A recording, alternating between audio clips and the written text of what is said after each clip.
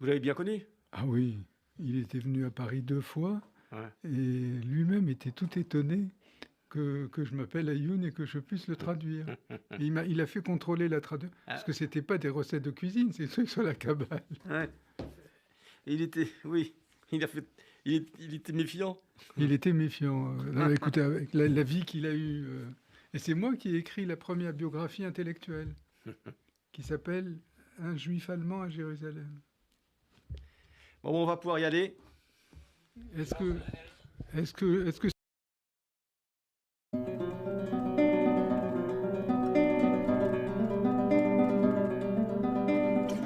Pile Poule. Dialogue pour le temps présent et pour les temps futurs. Une émission de Marc Wielinski, tous les dimanches de 13h à 14h sur RCJ. Où va notre monde? Comment mieux le comprendre? Que puis-je faire pour l'améliorer? Que m'est-il permis d'espérer? Une émission proposée avec la Fondation du judaïsme français. 01 53 59 47 47. Aujourd'hui, la philosophie juive, deuxième partie, avec Maurice Ruben Ayoun.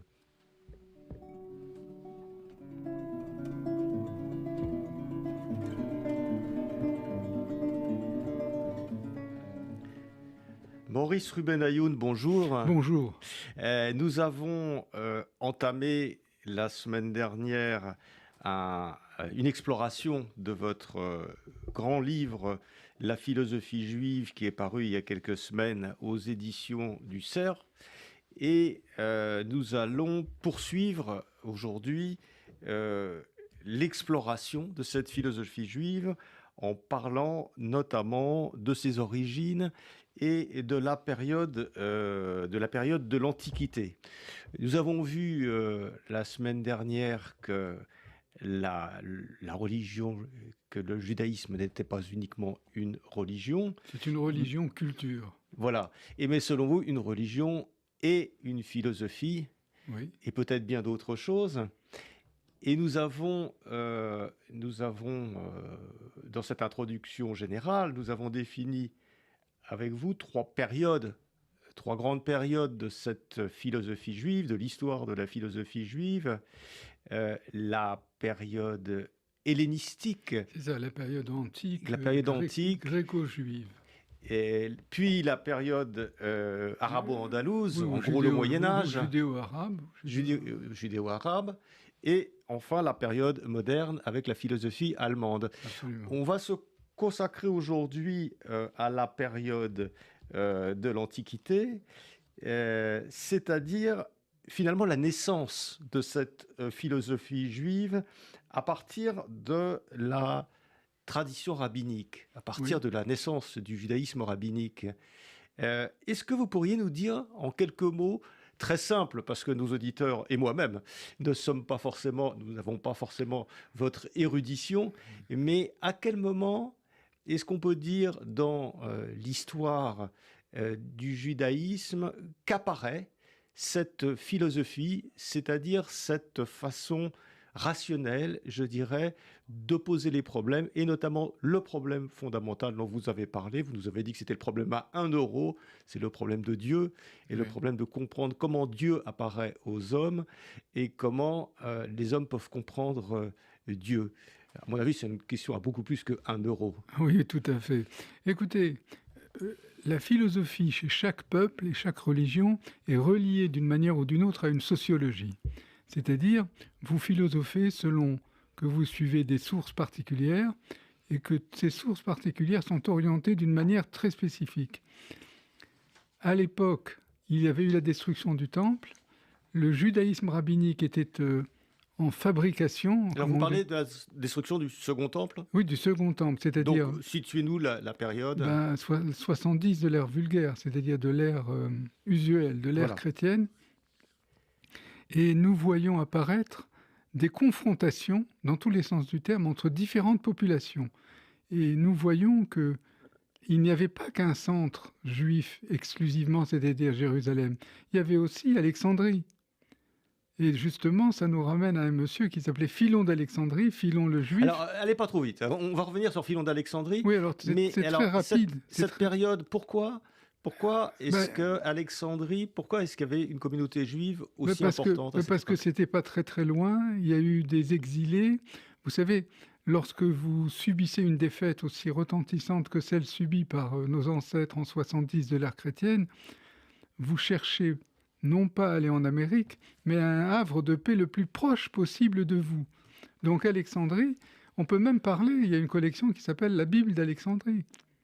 Et un homme comme Philon d'Alexandrie a fait connaître le légum allégorié, c'est-à-dire les allégories de la loi, parce qu'il interprétait la Torah de Dieu d'une manière allégorique et grecque, c'est-à-dire qu'il a introduit une dose suffisante de philosophie dans le donné rabbinique qui était en train de se construire. Alors, on va revenir là-dessus, mais juste pour finir sur Alexandrie, vous dites que c'est pas comme aller en Amérique, mais c'est un peu ça, parce que Alexandrie, c'était un petit peu le New York de l'époque. Oui, mais c'était tout près. Il y avait toutes sortes d'influences. Il y avait évidemment la philosophie grecque, la tradition égyptienne, la philosophie grecque, puisque c'était, on y parlait grec, et puis il y avait toutes sortes d'émulations intellectuelles. Oui, ça, c'était un fourre-tout, si je puis dire, ou un pot pourri, pour parler comme les cuisiniers, de la philosophie et de la pensée.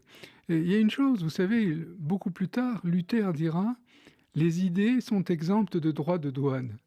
C'est-à-dire qu'à Alexandrie, vous avez un creuset, je crois que c'est le mot que je cherchais, où se sont dissoutes un nombre incalculable de traditions, plus ou moins religieuses et plus ou moins grecques. Or, la dernière fois, nous avions parlé de la philosophie, et j'avais dit une phrase que nos maîtres en Sorbonne nous avaient enseignée. La philosophie est aux 2 tiers grec et le dernier tiers, il est allemand. Ce qui n'est pas très gentil pour les Français, les Anglais, les Hollandais, tout ce que vous voulez. Mais Alexandrie a été une sorte de havre de paix, même si nous savons par un certain nombre de textes bibliques que ça n'a pas toujours été très facile pour les Juifs qui y avaient trouvé refuge. Vous savez que la Megillah d'Esther, le rouleau d'Esther, c'est-à-dire la fête de Pourim, l'auteur ou le groupe d'auteurs qui l'ont commis n'était pas dans l'Empire perse, mais vivait au 4e, 5e, 4e siècle à Alexandrie, où il y avait eu une vague d'antisémitisme. L'histoire de Joseph dans la Bible hébraïque, elle s'est pas passée en Égypte, elle s'est passée en Égypte, puisque finalement, il y a eu la possibilité de montrer une carte postale de la diaspora qui se rappelait à Jérusalem, qui était un centre, comment dirais-je, absorbant. Pourquoi ? Parce que c'est comme un grand arbre à l'ombre duquel ne peut pousser aucun autre arbre. Il faut qu'il y ait une certaine distance. Et c'est ce qui s'est passé avec Alexandrie. Et un homme comme Philon d'Alexandrie n'a été redécouvert qu'au XVe siècle par Azaria de Rossi, un juif italien, qui avait d'ailleurs même traduit son nom. Il l'a appelé, pour Philon en grec, ça veut dire le bien-aimé, on l'a appelé Yedidia. C'est une manière de gérer des transferts culturels. Alexandrie a été la reine des transferts culturels, puisque même la Bible d'Alexandrie, vous savez, si vous lisez, vous qui êtes normalien et donc qui en savez beaucoup plus que moi, si vous lisez l'histoire de Joseph, vous allez voir que c'est une histoire qui en fait s'est déroulée sous l'Empire grec et pas du tout sous l'Empire perse. Ça, c'est très important. Et en plus,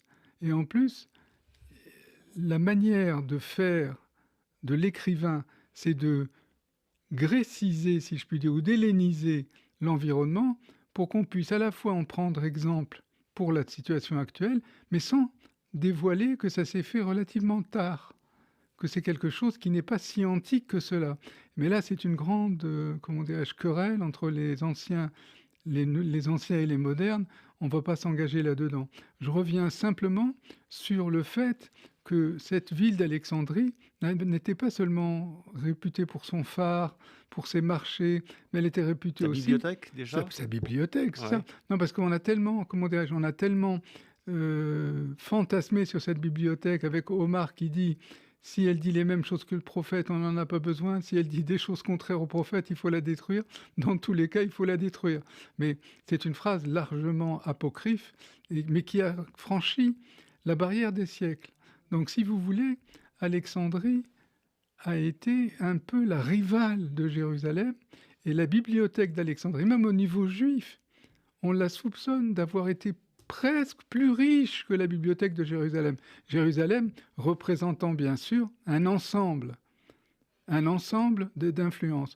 Voilà comment est-ce qu'on peut définir cet apport grec. Mais puisqu'on parle de l'apport grec, il faut aussi parler de son destin. Le problème, c'est que chez les Juifs, il y a eu un problème de vitalité, c'est-à-dire le support humain pour certaines idées.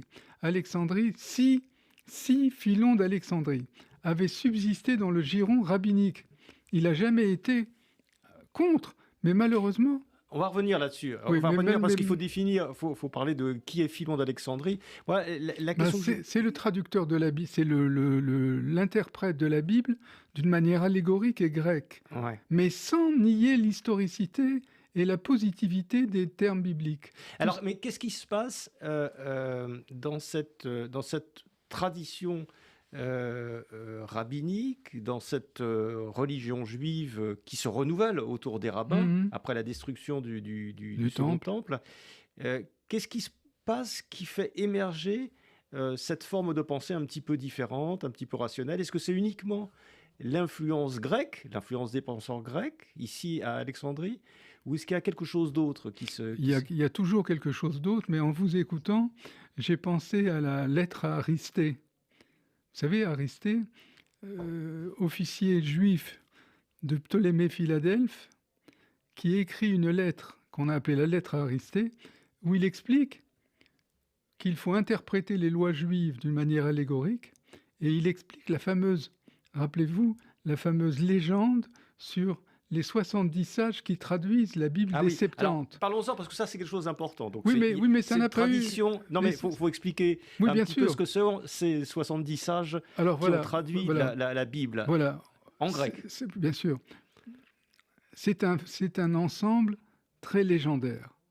On essaye de transférer le volume juif de sacralité et de pensée religieuse au monde grec dans l'espoir, je dirais, de le convertir entre guillemets au monothéisme éthique juif. Ça n'a pas réussi. Alors, est-ce que c'était le but de cette traduction? Oui.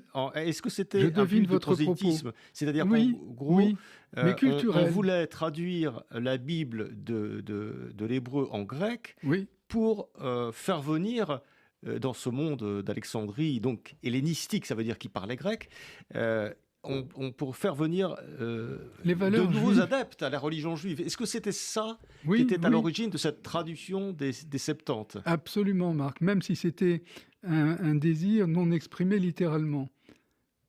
On voulait, non pas judaïser, mais éthiciser ce monde grec qui avait des pratiques absolument différentes du monde juif. C'est pour ça que Philon, malheureusement, a été assimilé aux représentants du monde grec et n'a pas été repris par le judaïsme rabbinique. On peut dire que le christianisme est un judaïsme non rabbinique, c'est un judaïsme light, si je puis dire. Mais lui, il a repris Philon. Mais est-ce qu'ils ne cherchaient pas, ces traducteurs, donc je reviens à cette légende, 70 personnes qui se sont isolées dans une île et qui ne communiquaient pas entre eux, qui ont traduit la Bible. La légende veut que chacun a fait une traduction de la Bible qui était la même. Toutes les traductions étaient la même. Donc ils ont tous été inspirés par Dieu. Donc ce qui veut bien dire que la traduction que nous avons de la Bible était divine. Voilà, est divine.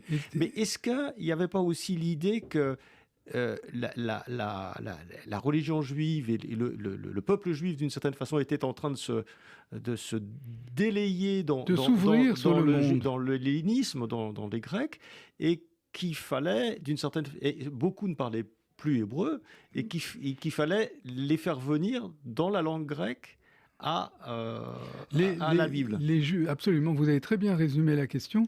L'idée des Juifs de l'époque était de rendre la civilisation grecque plus proche de la civilisation juive culturelle. Et la meilleure des choses, vous savez, chaque fois que les Juifs se sont retrouvés dans des territoires étrangers qu'ils s'y sentaient bien, ils ont offert une traduction de la Bible. que ce soit en grec, que ce soit en judéo-arabe et que ce soit en allemand, ils n'ont jamais failli à cette règle. Ils ont toujours offert au peuple hôte ce qu'ils avaient de meilleur.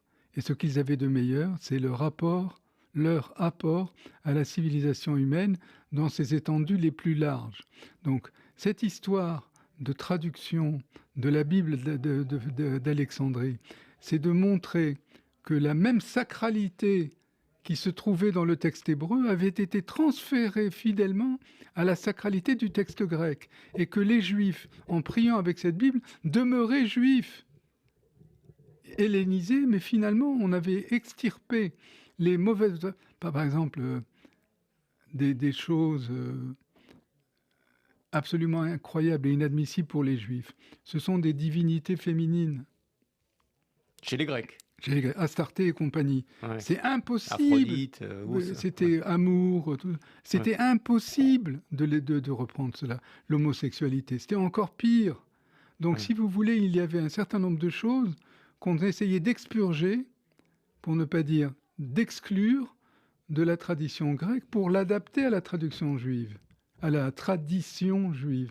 Et ça, c'est quelque chose qui a été étudié notamment beaucoup aux États-Unis et en France, notamment par Valentin Nikiprowetsky, dont j'ai été jadis, il y a presque 50 ans, l'un des étudiants, et il était à la fois un excellent hébraïsant et un excellent helléniste. Donc voilà ce qu'on peut dire. Voilà ce qu'on peut dire pour cette première période, d'une manière très résumée, bien entendu. Alors, cette traduction de la Bible en grec marque le point de départ. On sait exactement, oui, on sait la dater exactement. Oui, puisque c'est à peu près l'avènement comment s'appelle-t-il, de Philon d'Alexandrie, c'est-à-dire contemporain de la naissance de Jésus-Christ. Oui, de la naissance du christianisme. Voilà, c'est ça. Absolument. Donc on est autour de zéro. Premier siècle, deuxième siècle. Alors, est-ce que c'est cette traduction, cette volonté ou ce mouvement qu'il y a autour de cette traduction de la Bible en grec, est-ce que c'est de là que vient le début de la philosophie juive? Parce que sûrement. Cette confrontation n'a pas été innocente. Elle n'a pas été sans entraîner des suites et des conséquences. Parce que pour la première fois, au plan culturel, j'insiste là-dessus, au plan culturel, judaïsme et hellénisme se font face. Et ils diagnostiquent leur point de contact et aussi leur point de rupture. Vous ne pouvez pas admettre des divinités féminines qui s'accouplent avec des divinités masculines, Jupiter ou Héra ou des choses comme ça. C'est quelque chose qui est impossible pour les Juifs. Mais il y a quelque chose qui est peut-être, excusez-moi, encore plus fondamental, c'est que dans la tradition juive, le monde est créé, il y a une création du monde, Bereshit, et dans la tradition grecque, le monde est éternel. Oui, mais donc voilà, là, il commence à y avoir une confrontation de base entre les deux. Mais bien entendu, alors je vais faire un saut, si vous me le permettez, de quelques siècles. Salomon ibn Gebirol, dont j'ai dit quelques mots la semaine dernière dans notre première rencontre. Salomon ibn Gebirol était un métaphysicien néoplatonicien. Il savait très bien que pour les Juifs, le monde est créé, et on parle d'ailleurs en français de l'adventicité de l'univers, qui commence à exister après n'avoir pas existé. C'est pour ça qu'on dit l'adventicité. Eh bien, il s'est rendu compte que la création, en tant que telle, posait problème. Et vous savez comment il l'a défini? Comme un bon néoplatonicien, il a dit « La création du monde, c'est l'illumination de la matière par la lumière. La lumière étant le corps le plus immatériel, comparable à l'essence divine, dont il constitue un puissant facteur. » C'est astucieux. Ah oui, non, mais moi je trouve ça même très bien, parce que quand j'étais tout jeune et que j'ai fait ma première thèse sur l'interprétation allégorique dans la pensée juive du Moyen-Âge, ça m'avait illuminé, parce que je n'y aurais jamais pensé. Et je me suis demandé la même chose que vous, mais ce type, qu'est-ce qu'il a de juif? Enfin, moi, je ne suis pas pour une définition fermée du judaïsme ou de la philosophie juive. La preuve, mon livre, qui fait la part belle aux influences. Mais il a fallu qu'il ait cette idée qui était une idée géniale. La création, c'est quoi? C'est l'illumination de la matière par la forme qui est une lumière. Alors, et ça, c'est un héritage grec, vous avez raison, Marc. Ça, c'est un héritage grec. C'est-à-dire que la philosophie grecque a ouvert un certain nombre de perspectives à des penseurs juifs, mais jusqu'à une certaine limite. Parce que le jeu des influences, c'est que vous restiez vous-même en fin de partie, que vous digériez ce que vous avez emprunté à l'étranger et que cet emprunt-là ne soit pas quelque chose qui dénature votre essence. C'est-à-dire que le judaïsme est resté juif, si j'ose dire, et non pas grec. Alors justement, Maurice Rubenayoun, donc nous sommes à cette Alexandrie, aux alentours de l'an 0, disons, au tout début de l'ère chrétienne. Et est-ce qu'on peut dire que c'est l'apparition de cet homme assez extraordinaire, hein, Philon d'Alexandrie? Est-ce que c'est lui qui a créé finalement la philosophie juive? D'une certaine manière, on ne trouve pas. Alors, il y avait la secte des thérapeutes, il y avait d'autres sectes. Mais les sectes des thérapeutes étaient plutôt des mystiques. C'était des gens qui c'est exact. Philon d'Alexandrie est incomparable par sa nature de grand exégète, qui dominait, je crois, aussi pas mal l'hébreu, bien que ce soit un peu controversé, mais surtout qui a fait que les Grecs se sont penchés sur les textes juifs comme ils ne l'avaient encore jamais fait, puisqu'ils avaient l'un des leurs qui était les deux, qui pianotait à la fois sur la philosophie, sur la pensée juive et aussi sur la pensée grecque. Mais à ce moment-là, les Grecs étaient nettement plus développés. Il ne faut pas oublier, tout à l'heure, vous m'avez posé la question sur le creuset, est-ce qu'il n'y avait que les Grecs? N'oubliez pas, cher ami, que l'historiographie scientifique, Hérodote, est née en Grèce, est née en Égypte. Elle est née en Égypte. Hérodote, sur lequel je me suis beaucoup penché quand j'ai fait mon que sais-je sur l'historiographie juive, au PUF, a quand même une part énorme dans cette affaire. Et là encore, le malentendu, je crois qu'il y a eu un malentendu entre Philon et les docteurs des Écritures, parce qu'il n'y avait pas encore les rabbins. Le rabbinat est une institution médiévale. Ah bon, parce qu'on parle toujours... Alors, expliquez-nous ça, parce qu'on parle toujours du judaïsme rabbinique. Ça veut dire... à partir de la destruction du Second Temple, en gros, la fin des lignées de prêtres et le début de ce qu'on appelle des rabbins. Oui, les rabbins... Vous dites que ça n'existait pas à ce moment-là? Oui, c'est-à-dire le titre rabbin. Le titre rabbin est une institution médiévale. Qu'est-ce qu'on disait alors? Érudit des Écritures, Talmid Racham, érudit des Écritures. Dans tout le Talmud, le mot rabbin vient du mot rav en hébreu et en araméen qui veut dire le maître, l'éminence. Puisque le même mot veut dire beaucoup, nombreux, élevé, grand, valeureux, tout ce que vous voulez. Et donc, ces érudits des Écritures ont tracé une ligne frontière. Pourquoi est-ce qu'on n'a pas pris dans le canon biblique un certain nombre de textes qui sont passés dans le canon chrétien? Parce qu'on a dit qu'ils étaient trop sous l'influence grecque et pas assez sous celle de l'Esprit Saint. Vous voyez, ma langue a failli fourcher parce que l'Esprit Saint, c'est chez les Juifs et le Saint-Esprit, c'est chez nos frères chrétiens. Et donc, il ne faut pas... Enfin, moi, j'ai des sentiments tout à fait fraternels pour la religion sœur, même si elle a commis à l'égard des Juifs un certain nombre de faits qu'il vaut mieux passer sous le boisseau, mais les haines ne doivent pas être éternelles, et comme disait Goethe, la haine se trouve sur l'étage le plus bas de la culture humaine. C'est-à-dire il faut s'en garder, mais surtout il faut surtout essayer de ne pas en être victime, comme les Juifs l'ont été pendant presque 2 millénaires d'exil. Alors, si on revient sur Philon d'Alexandrie, qui a l'air de vous passionner. Oui, non, mais c'est parce que je veux essayer d'acter. C'est important d'acter le début quelque part, même si ça peut être un peu artificiel. Mais il me semblait qu'il venait d'une tradition. Alors, vous dites que le rabbin n'existait pas à cette époque-là, mais lui venait d'une tradition d'érudits juifs très importante. Oui, bien entendu. Puisque son frère était aussi un grand érudit juif. Oui, bien entendu. Il a eu des maîtres. Et puis cette traduction en grec de la Bible lui a servi. Puis en plus, il baignait. Voilà, il y avait un bain. Il y avait un bain linguistique et un bain culturel dont vous ne ressortiez pas comme avant après y avoir plongé. Or, lui, il a essayé de faire cette fameuse symbiose dont j'ai parlé la semaine dernière, symbiose judéo-hellénistique. Mais le problème, c'est que au bout de quelque temps, ce sont les Hellènes, les Grecs, qui ont fini par avoir la majorité, et ce n'était pas ce qui était escompté. Qu'est-ce que vous voulez dire, la majorité? C'est-à-dire qu'au lieu que le judaïsme influence la grécité, c'est la grécité qui a influencé le judaïsme. Mais démographiquement, ils étaient plus nombreux. Bien entendu. Voilà, C'est-à-dire déjà. qu'ils ont fait un marché de dupes. Mais le problème, c'est que la Bible, en fait, le vrai débat qui a derrière toute cette discussion subtile que nous menons, c'est est-ce que la place de la Bible n'est pas simplement dans l'universel?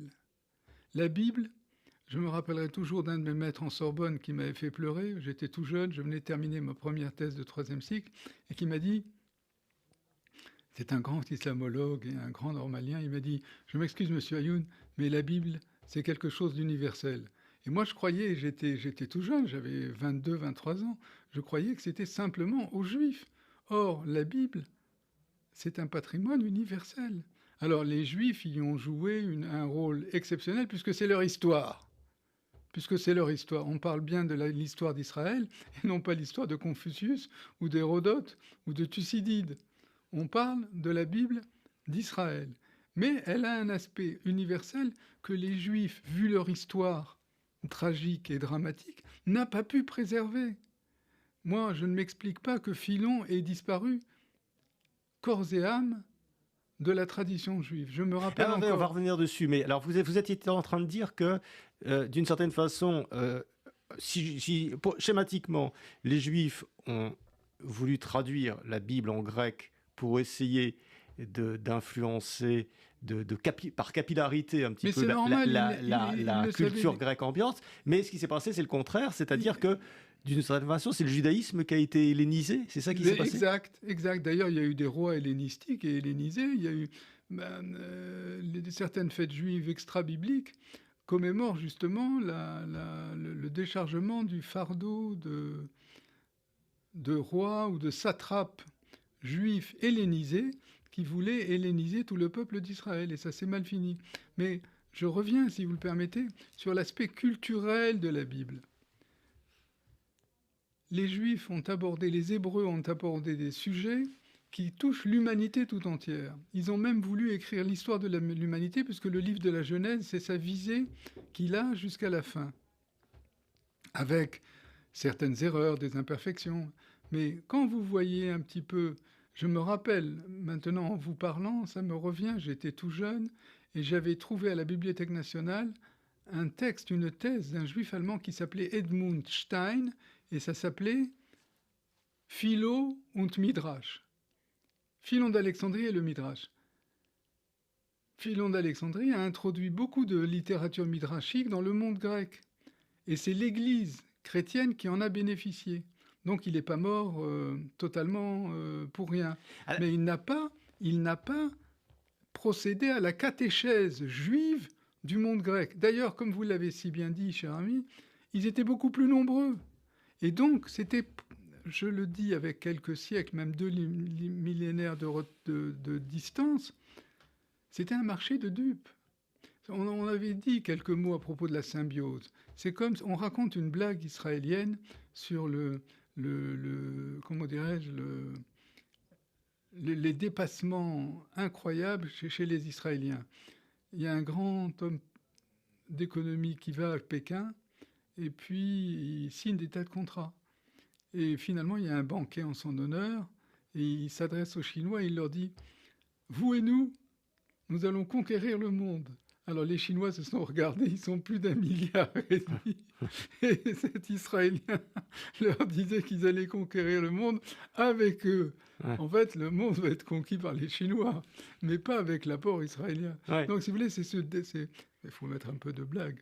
Non, mais c'est vrai, c'est un peu ce qui se passe. C'est ce déséquilibre. C'est un peu ce qui se passe. Alors, par contre, je termine. Ouais. Pardonnez-moi, juste 30 secondes. Par contre, si l'on considère que l'humus qu'ils ont apporté subsiste, eh ben, c'était pas totalement perdu. Mais on n'a pas gagné à 20%, on n'a pas gagné à 100%, on a gagné à 10, 15, 20%, puisqu'il y a eu le christianisme qui a repris Philon et qui a ramené le monde grec dans un certain monothéisme éthique. Ouais. On ne peut pas reprocher à la première religion de l'humanité, c'est-à-dire l'Église, d'avoir totalement failli. Moi, je ne me range pas à cette triste vérité. Ce Philon d'Alexandrie, on a l'impression, c'est un très grand philosophe grec et en même temps c'est un très grand érudit juif. Il est les deux à la fois. Est-ce que c'est le premier qui était que je sache, c'est le seul qui avait cette envergure. Ouais. Alors on peut trouver d'autres témoins, mais le témoin de base, celui qui véritablement est on dit en hébreu pour les deux soutiens du temple, Hayachin ve Boaz, les deux piliers fondamentaux du temple, c'est lui. C'est lui qui a expliqué que la Torah de Dieu pouvait avoir plusieurs aspects, plusieurs niveaux de sens.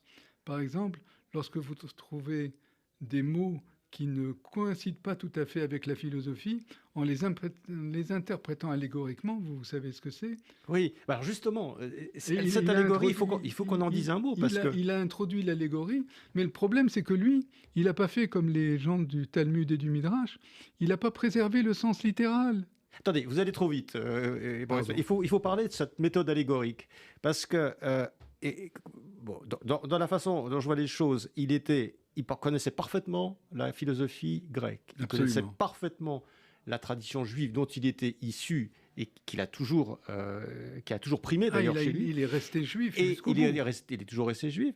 Et il a inventé ce truc absolument extraordinaire qu'est la pensée allégorique, c'est-à-dire qu'il s'est mis à interpréter les concepts grecs de philosophie les personnifiant avec des personnages de la Bible. Abraham, Agar, Joseph, etc. Par exemple, il dit Abraham représente telle et telle idée. Donc il a en quelque sorte allégorisé. Allégorique, ça veut dire quoi? Ça veut dire je lis quelque chose, mais je l'interprète autrement. Je vais vous donner un exemple. Par exemple, la circoncision. C'est quelque chose qui horrifiait les Grecs. Puisqu'en plus, comme les athlètes se battaient tout nus, les athlètes juifs étaient moqués par les Grecs. Et il y a même eu une opération chirurgicale dont j'ai oublié le nom, qui consistait à tirer ce qui restait du prépuce pour qu'il couvre le gland. Je m'excuse de parler de ces choses-là, mais c'est le sujet qui le veut. Et par conséquent, pour cacher la circoncision. Pour cacher la circoncision, vous l'avez compris du premier coup, absolument. Ce qui voulait dire que cette incursion du monde juif dans le monde grec avait des limites. Elle avait des limites.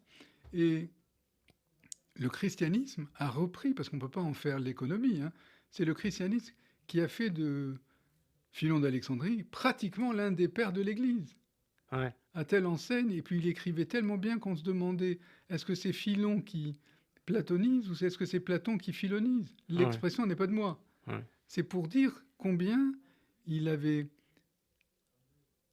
s'était identifié à la culture grecque. La dernière fois, l'idée de symbiose, qui malheureusement n'a jamais été suffisamment étudiée, même par moi, parce qu'elle rappelle des souvenirs malheureux. Cette idée des symbioses, c'est quelque chose qui guette le judaïsme à n'importe quel instant, même actuellement, pour la naissance de l'État d'Israël. Vous avez des gens, on ne va pas parler de ça aujourd'hui évidemment, vous avez des gens qui ont joué un rôle important et qui disent « moi, je veux vivre ici avec les Arabes, peu importe, je ne suis pas juif, je suis un Israélien, et puis c'est bien comme ça, et ceci et cela. » Alors ça a déclenché une levée de boucliers absolument incroyable. Et finalement, c'est quelque chose qui se repose continuellement. Pourquoi rester nous-mêmes tout seuls? Pourquoi rester nous-mêmes tout seuls? Pourquoi nous couper des autres gens? Et ça, Philon l'a très bien compris. Et il a montré l'universalité de la loi juive. Mais à ce prix, en l'interprétant allégoriquement. C'est-à-dire en la vidant de son contenu positif. Puisque le judaïsme est une religion positive. C'est-à-dire qu'il y a « tu feras » et « tu ne feras pas ». C'est ça que ça veut dire une religion positive. Ça ne veut pas dire c'est une religion avec un contenu positif. Et ça, vous ne pouviez pas faire admettre aux Grecs que la viande à l'étouffer, c'était pas caché, il faut pas le manger. Vous pouvez pas non plus leur faire comprendre qu'il fallait observer les rites pour abattre les animaux, qu'il y avait des animaux qui étaient licites et d'autres qui ne l'étaient pas. L'histoire de pureté et d'impureté, que finalement on ne pouvait pas mettre des prêtresses sacrées, des prostituées sacrées, ça s'appelle des hiérodules. Ça s'appelle des hiérodules, on ne pouvait pas les mettre dans le temple et que les gens aient commerce avec elles, pour parler d'une manière civilisée et polie. Donc, il y avait des choses où on ne pouvait pas aller au-delà. Mais justement, alors, il s'en est sorti par cette interprétation allégorique. Alors là, il y a beaucoup d'exemples dans votre livre. Je voudrais que vous nous en donniez quelques-uns, c'est-à-dire que cette espèce de tour de force qui consiste à dire finalement, en gros, la Bible et la philosophie nous parlent un peu de la même chose, mais de façon différente. Ah, très bien dit, je l'ai écrit dans le texte. Voilà. Oui, c'est vous, hein, c'est non, pas non, moi. non, mais donc, on travaille ensemble. Et donc il a trouvé cette. Est-ce que vous pouvez nous donner quelques exemples? Par exemple, il y a. J'en ai un en magasin qui va beaucoup vous plaire. Allez-y. J'en ai un en magasin qui va beaucoup vous plaire, parce que vous me stimulez par vos questions, qui sont toujours très fines et intelligentes. Il y a 1,5 verset pour la circoncision. Il y a 2,5 versets pour la consommation de pain azime à la Pâque. Vous trouvez chez les Grecs et chez les chrétiens du début l'idée suivante. Mais non, le bon Dieu ne s'est pas occupé de ce que vous mangiez, du pain azime ou du pain levé. Il vous met simplement en garde de ne pas être orgueilleux et fat, qui gonfle comme le pain levé, et on vous demande d'être modeste, retenu, comme le pain azime qui reste plat. C'est quand même pas mal envoyé. Mais les Juifs sont venus après et ils ont dit, d'accord, contre l'orgueil, mais on garde aussi la consommation du pain azime. Or, quelle est l'énorme pomme de discorde entre les Juifs et les chrétiens? C'est la nomocratie, c'est-à-dire l'antinomisme. En grec, nomos, c'est la loi, et antinomisme, c'est le contraire de la loi. C'est-à-dire quand on vous dit le Shabbat, vous ne ferez pas ceci, vous ne ferez pas ceci, vous ne ferez pas cela. Nos frères chrétiens, et aussi bizarrement les juifs comment dirais-je, libéraux ou réformés, disaient que le Shabbat, il y a deux choses. Il y a la sacralité du Shabbat et il y a le repos du Shabbat. Et ça veut dire que je peux respecter la sacralité du Shabbat tout en travaillant. Et ça, les talmudistes et ceux qui sont restés juifs n'ont pas voulu l'entendre de cette oreille. Moi, je m'abstiens de les départager. Ouais. Moi, je pense qu'il aurait fallu court-circuiter un camarade comme Saint Paul, qui a été d'un génie absolument incroyable, où il a fait du peuple, comme on dit, et il était pourtant l'un des élèves de Rabbi comment il s'appelait celui-là? Il y en a deux. Ça va me revenir. Oh, ça va me revenir. Alors, juste un autre aspect dont vous parlez, c'est Abraham, par exemple, avec sa servante, Agar. Oui. Et il y a une interprétation de Philon d'Alexandrie. Alors, bon, c'est l'histoire, on la connaît. La maîtresse, Sarah, la maîtresse Agar, et l'esclave. La maîtresse et l'esclave, etc. Et lui, il fait une interprétation philosophique grecque, c'est-à-dire qu'il plaque, mais de façon absolument géniale, une pensée philosophique sur cette relation entre Abraham et Agar. Oui, c'est exact. Mais est-ce que c'est de l'imagination? D'une certaine manière, Marc. Ce type d'exégèse, c'est un peu arbitraire. Non, mais racontez-nous un peu ce qu'il a voulu dire, parce que... il a voulu dire ce qui était déjà une idée qui flottait dans l'air à l'époque et qu'on retrouve dans le Talmud, c'est que la vraie épouse d'Abraham, parce que n'oubliez pas que c'est là que se situe la lignée juive.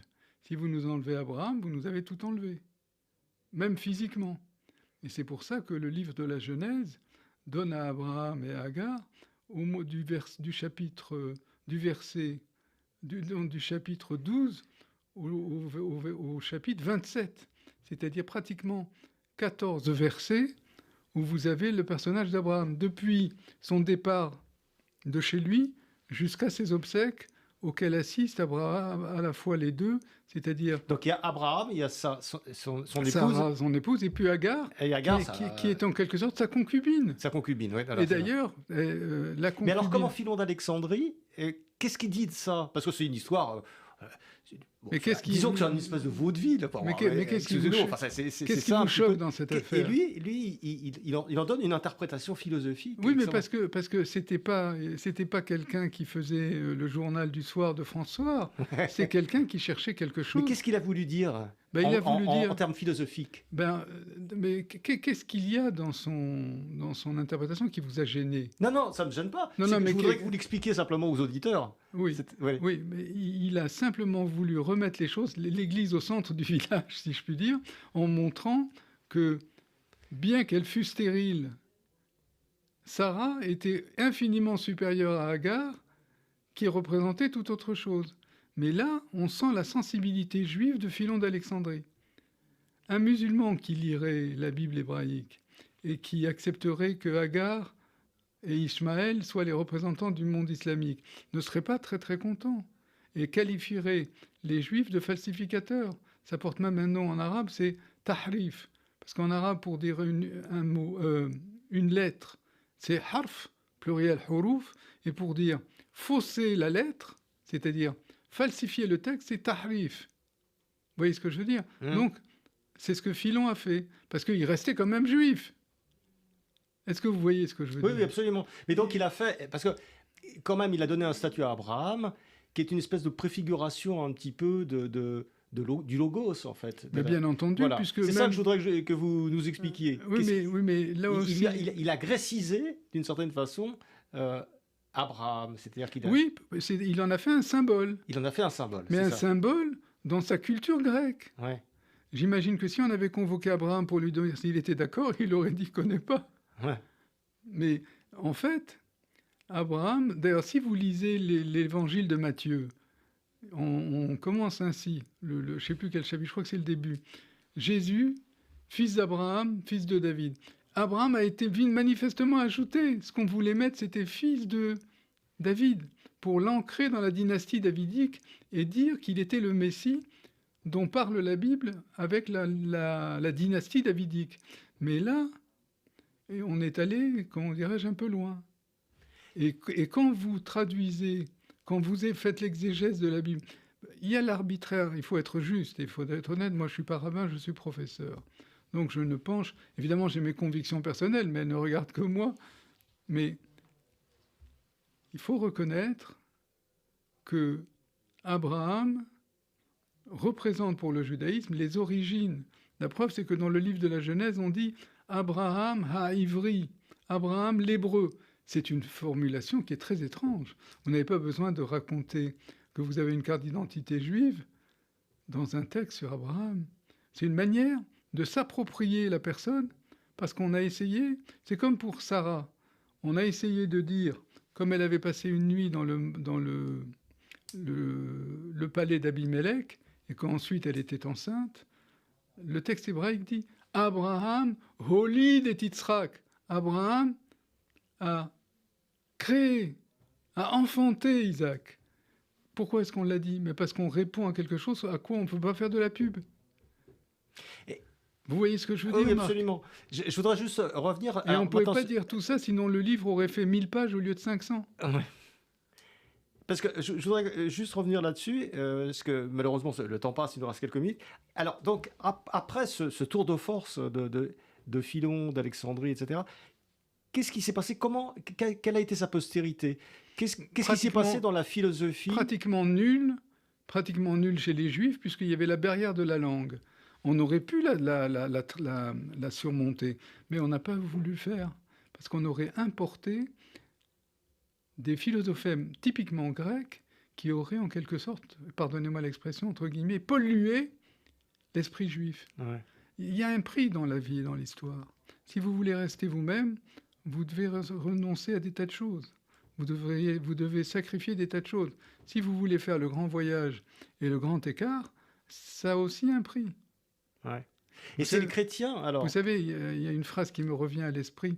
L'ancien président Étienne Trocmé de mon université de départ, c'est-à-dire Strasbourg, m'avait dit un jour, on dînait au Hilton à Strasbourg, et il m'avait dit « Mon cher Ayoun, dans les premiers siècles, les premiers chrétiens ne savaient pas encore qu'ils n'étaient plus juifs. » C'est vrai qu'il avait une femme britannique, il avait donc un humour très britannique, peint sans rire, mais je trouve la formule très jolie. Mais il est donc finalement peu de postérité pratiquement pas dans le judaïsme, mais grande postérité chez le christianisme. Chez les chrétiens. Voilà, c'est au ça. point qu'on peut le considérer comme l'un des pères de l'Église. On peut le considérer. L'expression n'est pas de moi parce que moi je ne suis pas philologue classique. Je le regrette. Mais il était devenu une autorité dont on s'est servi, et très souvent les polémistes chrétiens de l'Antiquité s'en prennent aux Juifs en disant « Regardez, l'un des meilleurs parmi vous nous a rejoints ». En fait, il n'a jamais rien rejoint, mais seulement on se l'est approprié, on s'en est emparé. Faites comme lui. Regardez. Mais les Juifs, en tout cas les docteurs des Écritures, ont compris que l'exégèse philonienne était dangereuse. Était dangereuse puisque, voilà, vous avez deux manières de faire, cher ami. Vous avez une manière de dire le sens allégorique est solidaire du sens littéral. Là, on a sauvé la baraque, la banque n'a pas sauté. Mais si vous dites l'interprétation philosophique profonde supprime l'interprétation littérale, obvie, alors là, on n'est plus d'accord. Vous condamnez le judaïsme. Mais c'est pas ce que disait Philon. Non, mais on lui a fait dire, mon ami. Oui, c'est ça. C'est ça, on lui a fait dire. Lorsque vous avez des interprétations aussi géniales, aussi élevées, vous n'allez pas revenir à la circoncision matérielle. Rappelez-vous de ce que dit saint Paul aux Galates. Comment êtes-vous retombés de l'esprit dans la chair alors que je vous avais appris à ne respecter que l'esprit? Donc vous savez, l'existence juive est une existence en sursis. Ça veut dire qu'on repousse, elle fait la procrastination.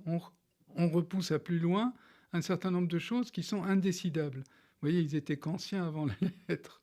Mais c'est quelque chose, effectivement, qui est peu étudié parce qu'il faut dominer un certain nombre de données et puis on ne dispose pas vraiment de toutes les données pour dire voilà comment les choses se sont passées, voilà pourquoi ça ne pouvait pas être autrement. Mais pour moi, c'est assez simple. Les types ne maîtrisaient pas le grec. En plus, ils n'avaient pas envie de le maîtriser. Parce que le grec, c'était le cheval de Troie, c'est le cas de le dire, d'une idéologie qui allait contre l'idéologie juive.